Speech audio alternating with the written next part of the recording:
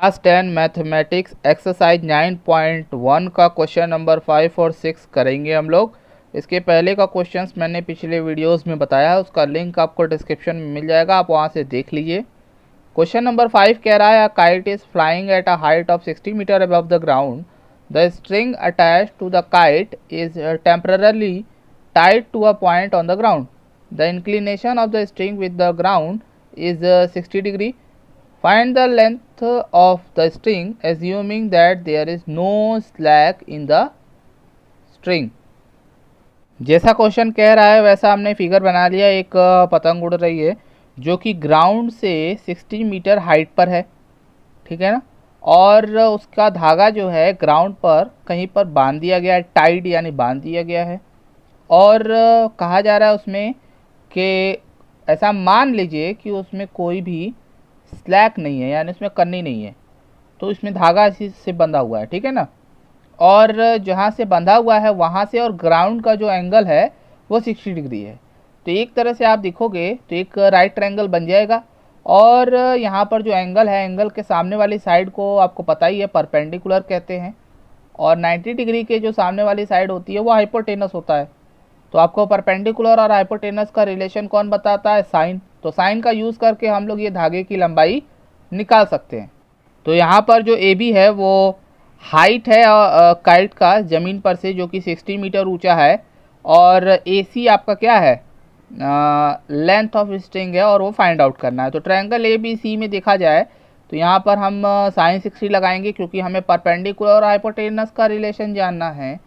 तो perpendicular upon hypotenuse होता है, तो यहाँ से आएगा ए बी अपॉन ए सी, ठीक है ना।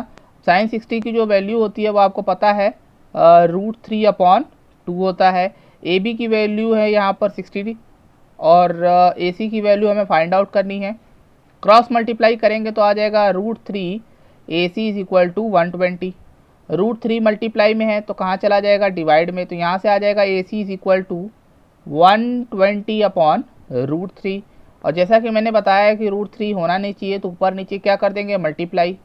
तो ये आ जाएगा 120 √3 अपॉन 3। 3 से कैंसिल हो जाएगा और फाइनल जो ए सी की वैल्यू आपको सामने आ जाएगी वो होगा 40 √3 मीटर, यानी जो धागे की लंबाई है वो 40 √3 है।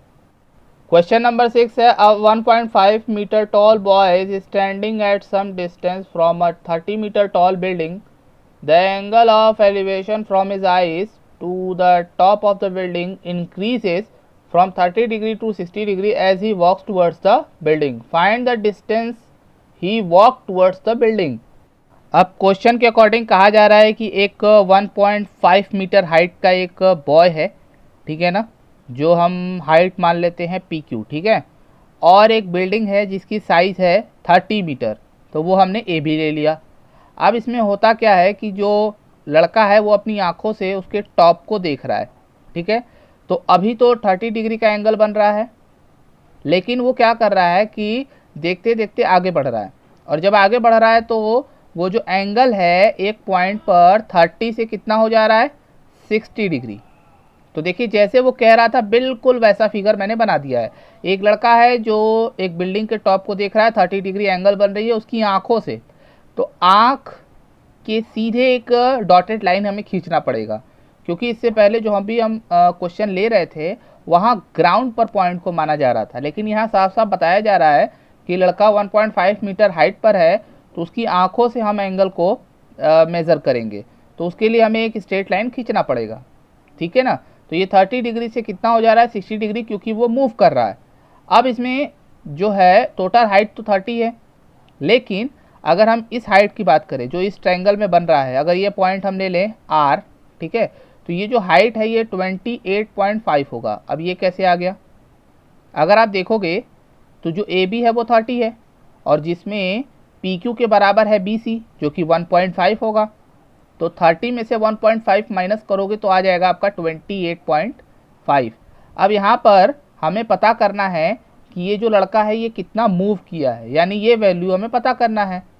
ये वैल्यू फाइंड आउट करने के लिए हमें करना क्या होगा कि पी सी फाइंड आउट करेंगे, जो कि ए सी पी ट्रायंगल का बेस है।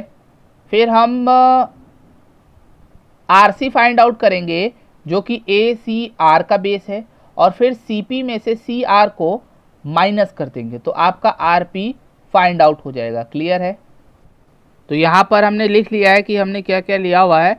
ए बी आपका बिल्डिंग है जिसकी हाइट 30 मीटर है, और पी क्यू एक लड़के की हाइट है जिसकी हाइट है 1.5 मीटर।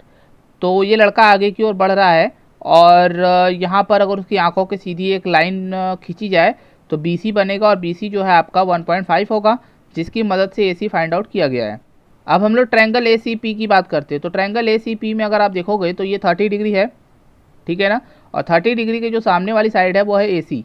ये बीच वाली लाइन को दिमाग से निकाल दीजिए, ए सी पी की बात कर रहे हैं। अगर आप इसको अलग से छोटा सा बना के देखो तो ये है आपका 28.5, और ये है आपका सी पी, ठीक है ना, और ये 30 डिग्री है। तो 30 डिग्री के सामने आपका क्या बनता है? 30 डिग्री के सामने होता है आपका परपेंडिकुलर, और उससे जो जुड़ी हुई लाइन होती है उसे कहते हैं बेस। तो बेस फाइंड आउट करना है, तो परपेंडिकुलर और बेस कौन बताता है? tan। तो यहाँ से हम लगाएंगे tan 30 degree is equal to perpendicular यानी ए सी अपॉन बेस यानी सी पी। क्लियर होना चाहिए बिल्कुल। tan 30 की बात करें तो ये होता है 1/√3। ए सी की वैल्यू है 28.5, और सी पी तो हमें पता करना है। तो यहाँ से सी पी की वैल्यू पता चल जाएगी क्रॉस मल्टीप्लाई करके। क्रॉस मल्टीप्लाई करेंगे तो यहाँ से आ जाएगा C P is equal to 28.5√3 metre. Clear है? तो यहाँ से आपको जो है सी पी की वैल्यू फाइंड आउट हो गया। अब हम दूसरा ट्रायंगल लेंगे ए सी आर, ठीक है ना। ट्रायंगल ए सी आर की अगर हम बात करें तो इसमें 60 डिग्री बन रहा है, और उसके सामने वाली साइड परपेंडिकुलर, और ये जो सी आर है ये बेस कहलाएगा। तो यहाँ पे भी हम tan ही यूज़ करेंगे क्योंकि परपेंडिकुलर और बेस की बात हो रही है। तो tan 60 डिग्री कितना हो जाएगा? परपेंडिकुलर यानी ए सी अपॉन बेस है आपका सी आर। tan 60 का वैल्यू हमें पता है, tan 60 का वैल्यू जो होता है वो होता है आपका √3, और ए सी की जो वैल्यू है यहाँ पर 28.5 है, और सी आर की वैल्यू हमें पता नहीं है।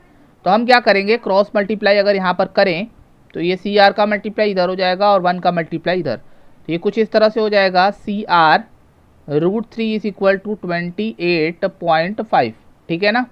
अब इसमें √3 जो है मल्टीप्लाई में है तो कहाँ चला जाएगा? ऑब्वियस सी बात है, डिवाइड में जाएगा। तो यहाँ से जो सी आर की वैल्यू आ जाएगी 28.5 अपॉन √3, और √3 को हटाने के लिए ऊपर नीचे मल्टीप्लाई करना पड़ता है। तो ये आ जाएगा 28.5 √3 अपॉन 3। और 3 से इसको अगर हम कट करेंगे, सी आर की वैल्यू जो है 9.5 √3 मीटर आ गया। अगर आप फिगर में देखो तो आपसे पूछा है कि वो लड़का कितनी दूर चला, तो वो लड़का यहाँ पर था और यहाँ पे पहुँचा है, यानी ये डिस्टेंस फाइंड आउट करना है, ठीक है ना। ये डिस्टेंस फाइंड आउट करना है, यानी आपको आर पी पता करना है। तो आप सी पी में से सी आर को माइनस कर दो तो आर पी आपको मिल जाएगा। डिस्टेंस ट्रेवल्ड बाय बॉय, तो हमें आर पी पता करना है, और आर पी किसके इक्वल है? C P minus C R के। और सी पी की वैल्यू आपको पता है 28.5 √3 है, और जो सी आर की वैल्यू है वो 9.5 √3। अब इसको आप माइनस करोगे तो ये आ जाएगा 19 √3, और यही आपका डिस्टेंस है जो उस बच्चे ने चला है बिल्डिंग की तरफ।